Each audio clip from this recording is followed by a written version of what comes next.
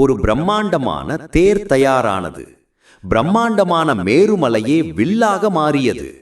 ஞானத்தின் தேவியான சரஸ்வதி அந்த வில்லின் மணியாக ஜொலித்தாள்.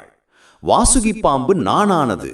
காக்கும் கடவுளான விஷ்ணு பானமாகவும், அக்னி தேவன் அம்பின் கூர்மையாகவும், வாயுதேவன் அம்பின் இறகுகளாகவும் மாறினர்.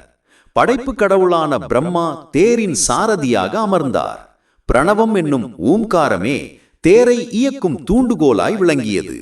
கங்கை போன்ற தேவமாதர்கள் சாமரம் வீச, ஊர்வசி போன்ற கணிகை மாதர்கள் நடனமாட, சிவபெருமான் அந்த பிரம்மாண்ட ரதத்தில் கம்பீரமாக எழுந்தருளினார். போர் முரசுகள் முழங்க, தேவர்கள் சிவபெருமானை வாழ்த்த, அவர் திரிபுராசுரர்களை நோக்கி புறப்பட்டார். ஆனால் அசுரர்களை அழிக்க சிவபெருமான் எந்த ஆயுதத்தையும் பயன்படுத்தவில்லை. ஒரு புன்சிரிப்புடன் தனது 3 கண்களையும் திறந்து நோக்கினார். அந்த கணமே திரிபுராசுரர்கள் சாம்பலாகி போயினர். சிவபெருமானின் ஞான பார்வைக்கு முன்னால் எந்த தீமையும் நிலைக்காது என்பதை இக்கதை நமக்கு உணர்த்துகிறது. Download ShareChat.